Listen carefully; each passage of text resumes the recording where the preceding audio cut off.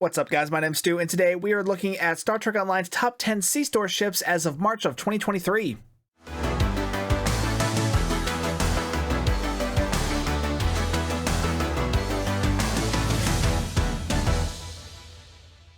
The meta in Star Trek Online hasn't changed all that much, but Star Trek Online has released a number of C-Store ships since I did the last top 10 list for C-Store ships. I'm going to do this video just like I did the top 10 list for the event game prices that I just did in the previous video. So we're going to do the returning ships first and then move on to the new ships to the list. The old stuff and the new stuff will be chaptered, so if you want to skip ahead, you can easily do so. But before I get to the list, I want to let you guys know that I now have a content creator code on the Epic Game Store. So if you guys are ever buying anything from the Epic Game Store, like, you know, Star Trek Resurgence, which comes out later this year, or that game of The Expanse that Telltale is doing, which I think also comes out later this year, or if you're just buying Zen because you run Star Trek Online through the Epic Game Store, just remember to use my code STU1701 while you're checking out. It doesn't cost anything extra, but it does help out the channel, so if you're ever buying anything on the Epic Game Store, just remember, that's code STU1701. I'd really appreciate it. Alright, let's get to the actual list, because the first ship on it is the Arbiter Battlecruiser. The Arbiter is by far the oldest ship that's going to be on this list, but the main reason I still recommend it is because of its starship trait, Emergency Weapon Cycle. Emergency Weapon Cycle will reduce your weapons power draw from your energy weapons and also increase your weapons haste, making it a very valuable energy weapon starship trait. Emergency Weapon Cycle reduces the power draw of your energy weapons while increasing their haste every time you use emergency power to weapons. It is a very powerful starship trait, and if you look back on any of my energy weapon builds, I am using it on every single one of them. Now, the Arbiter itself isn't a bad ship, it's just kind of aged in comparison to some of the other things on this list. But it is still a battlecruiser with a 5-3 weapons layout, so it's going to be able to dish out a good amount of damage with energy weapons and take a decent hit as well. But yeah, the main selling point here is the starship trait, which I still consider to be a must-have. I should also mention the Klingon Kurok class battlecruiser and the Romulan Mogai Warbird. Both of these are basically the Klingon and Romulan versions of the Arbiter. Both the Kurok and the Arbiter have pretty much the same stats. The Mogai actually has very different stats because it's more of an escort layout than a battlecruiser, but all three do come with the same starship trait, so if you're wanting something in more KDF or Romulan flavor, you can look at either of those two as well. Next up is the Jem'Hadar Vanguard Temporal Warship. On last year's list, I did put all 4 temporal warships in one spot on that list, but decided to not do that this year and instead single out the Jem'Hadar Vanguard version of the ship because, frankly, it is the best version of those 4 ships. Not to say that the other 3 aren't good, they are still good, but the Jem'Hadar version does have the wingman mechanic, which has some very interesting abilities on it. It basically gives you 2 pets that have their own array of offensive and defensive abilities that you have full control over. This is a fantastic starship mechanic, and honestly, I've always kind of hated that it is restricted to the Vanguard ships because, in my opinion, it is the most fun ship mechanic in Star Trek Online. But the wingman mechanic is only ever used on Vanguard ships, which are always Jem'Hadar ships, which, frankly, I always thought was kind of lame because, I don't know, maybe it's just because I'm more of a fanboy for Federation ships, but I mean, I don't want to fly a Jem'Hadar ship unless I'm on my Jem'Hadar character, but I rarely play my Jem'Hadar character. I should probably save this rant for another video, but yeah, the wingman mechanic, super fun, really powerful, but annoyingly restricted to Jem'Hadar ships. But that is why the Jem'Hadar Vanguard Temporal Warship is the best of these 4 warships. The ship itself, though, is also really nice. That's why the other 3 ships are also pretty decent choices as well, because they're solid ships. They're full temporal ships, they're warships with a 5-3 weapons layout, they're full temporal, so you're going to have recursive sharing 3 on there, and plenty of unconventional systems triggers as well. It also comes with a starship trait that gives some extra haste to your energy weapons, as well as a small damage bonus to certain energy weapon damage types. Next up is the Gagarin Miracle Worker Battlecruiser. This one was a longtime favorite of mine. It's really great for a beam overload build because it is a 5-3 battlecruiser that is a full Miracle Worker ship. So you're going to be having some nice buffs to your energy weapons thanks to mixed armament synergy and narrow sensor bands. It is a bit lacking in maneuverability, so it's going to feel kind of chunky for its size, but overall, honestly, I always felt like this kind of felt like an upgraded version of the Arbiter. It's full Miracle Worker, so it's great for energy weapons, it can pack a punch, it can take a decent punch as well. Good ship, I've always enjoyed this thing. And frankly, I love the look of the Gagarin class. It's a really good looking ship, and plus, thanks to Star Trek Picard, it's canon now. Additionally, this comes with the Starship Trait Entwined Tactical Matrices, which is a must-have if you like fire at will. With this starship trait, basically, every time you activate Fire at Will, you will get a free hit of Torpedo Spread 1, and every time you hit Torpedo Spread 1, you will get a free hit of Fire at Will 1. Using both of those abilities, you'll be able to swap back and forth between the two, thereby keeping Fire at Will up 100% of the time, just swapping back and forth between your Bridge Officer ability and the free one you get from the trait. This one also has a KDF equivalent, the Kuj class battlecruiser. So again, if you're wanting something in more of a Klingon flavor, you've got that option as well. Next up is the Grissom Light Science Vessel, and yes, I am seriously putting the T6 Oberth on this list twice now.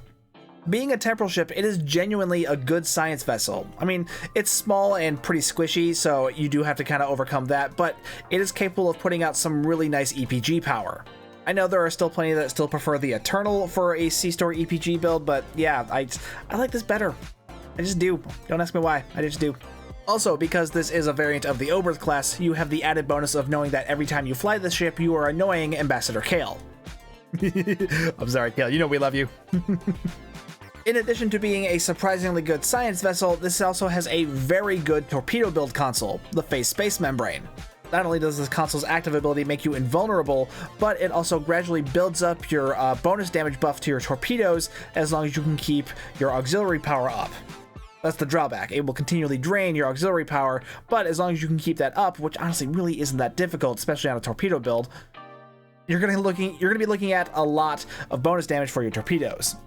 Next up is the Clark Multi-Mission Command Cruiser. Now, if you like torpedo builds, this is definitely a good ship to have. This is a fantastic platform for one.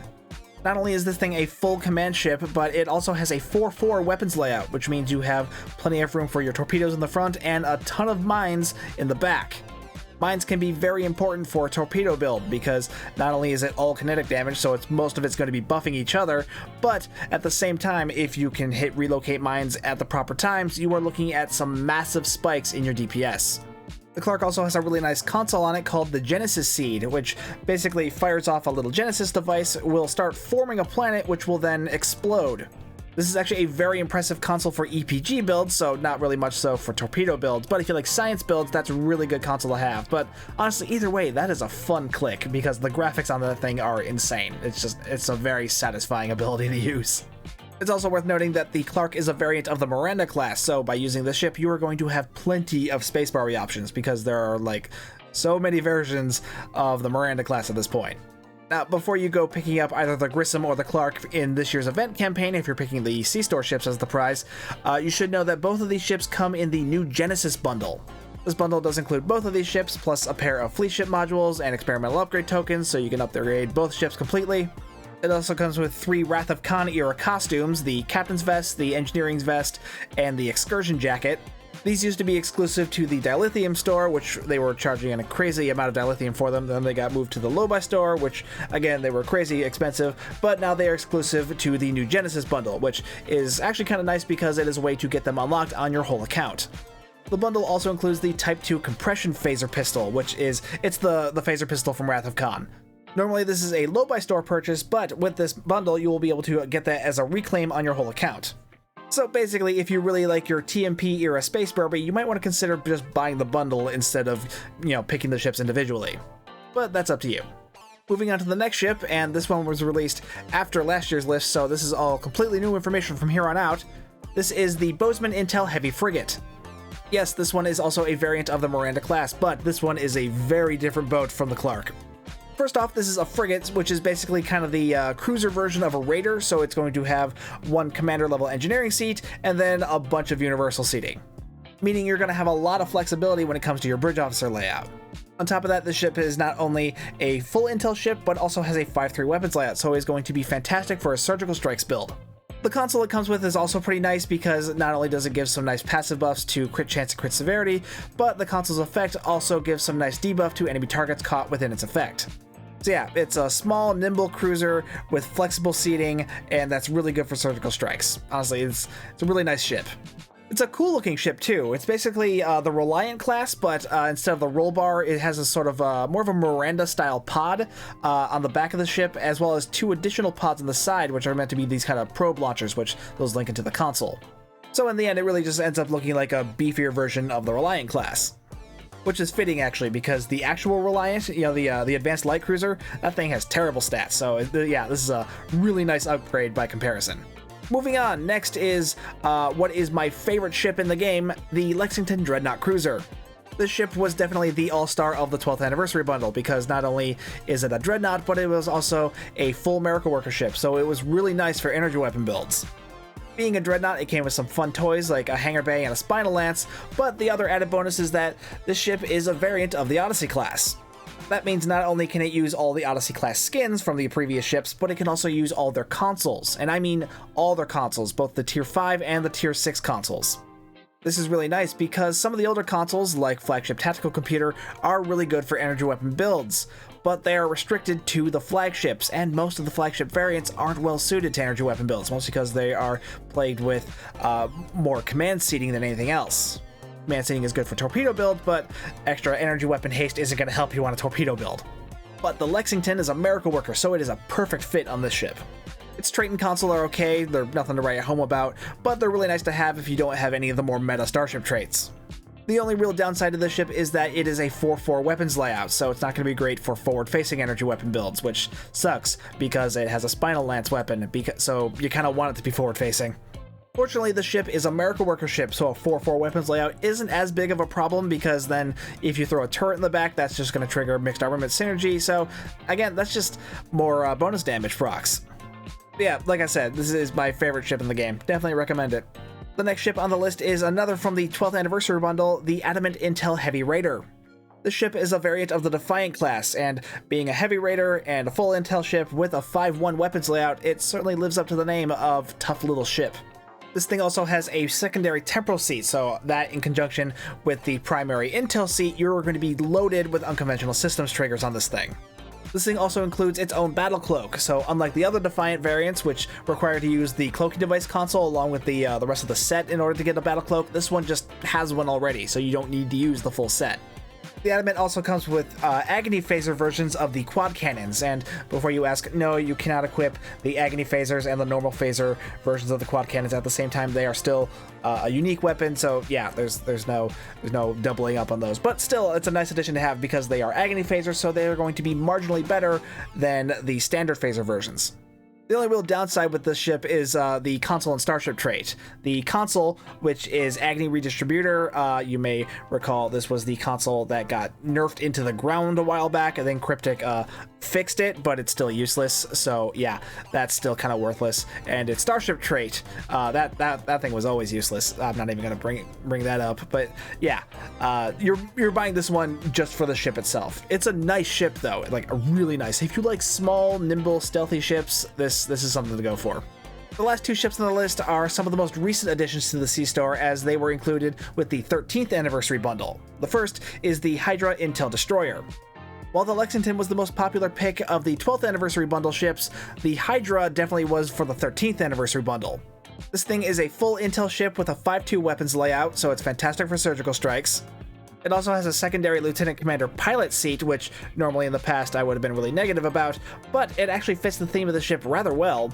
It also comes with a console and trait that are actually really helpful for pet builds, so, builds that focus on fighter pets or other, separation abilities, stuff that spawns stuff in. If you really like that kind of build style, this is definitely a ship you're going to want to pick up just for the console and the trait. They are kind of game changers, almost on the level of Superior Air Denial. It's also a destroyer, so it's going to have the best mastery package in the game, but ultimately, it's just a really fun ship because, well, it's the Prometheus. From what we know about the Prometheus from Star Trek Voyager, honestly, with this thing's bridge officer layout, this feels like the most authentic version of the Prometheus that we're ever going to get in Star Trek Online. This is way better than the old Hestia from the Sea Store way back in the day. This is such an upgrade. Like, if you like the Prometheus, you are going to want this ship, trust me. Really, the only downside of this thing is that multi-vector assault mode still sucks. Seriously, once you separate the ship, those pets do absolutely nothing. I mean, the Hydra's console does kind of help with that, but they still just kind of fly around doing whatever they want, which is usually just nothing. They're not good. And the last ship for this top 10 list is also from the 12th anniversary bundle, the Eagle Pilot Raider. Now, this thing is tailor-made to be a torpedo build, and while I've already got one ship on here that's really great as a torpedo build, the Clark, this is a completely different style of ship.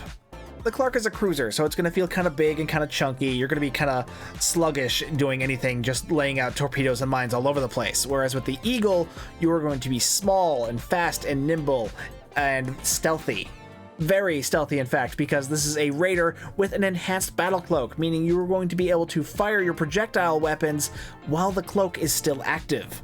Not only is that really cool, but this ship's trait and console also further feed into that mechanic. The console basically turns you into a stealth bomber, and the Starship trait gives you extra torpedo spreads while you're making use of the cloaking device and the pilot maneuvers. I know there are plenty that don't like mine launchers, largely because of their ability to, set off the object limit on certain maps, making stuff kind of disappear. Don't worry, with this ship, you have a 5-1 weapons layout, so you're only going to have room for the one mine launcher. It's not like with the Clark, where you're going to have 4 in the back. Or if you don't like torpedo builds at all, it is a full pilot ship, so you do have the option of going with reroute reserves to weapons, which got a massive overhaul with the pilot revamp, which that thing is nearly on par with surgical strikes now. But yeah, while I have done many torpedo builds in the past, none have ever quite felt like this ship. It is a very unique experience. So yeah, those are my current top 10 ships for Star Trek Online Sea Store. I'm not doing an honorable mention section this time. I know, gasp, he's slacking this time. How dare you? Blah, blah, blah. But yeah, if you want some honorable mentions or some alternative suggestions, go check out last year's video for the top 10 Sea Store ships list. A lot of those are really good ships too, as well. They've got some neat stuff on them or some really practical stuff on them. But yeah, I didn't think an honorable mentions section was necessary this time when I could just refer you to last year's video. But yeah, that is 10 ships out of the literal dozens of choices of other T6 ships available in Star Trek Online Sea Store. So if there's any ships that you think I missed or should have pointed out instead, let me know down in the comments below. And while you're down there, be sure to hit like and subscribe and hit that bell for notifications. If you would like to further support the channel, you can hit that join button, become a member, or find the link to the merch store in the video's description, or hit that super thanks button. Also, if you're ever buying anything in the Epic Game Store, be sure to use content creator code STU1701. I'd really appreciate it. Either way, thank you so much for watching. My name's Stu, and I will see you guys next time.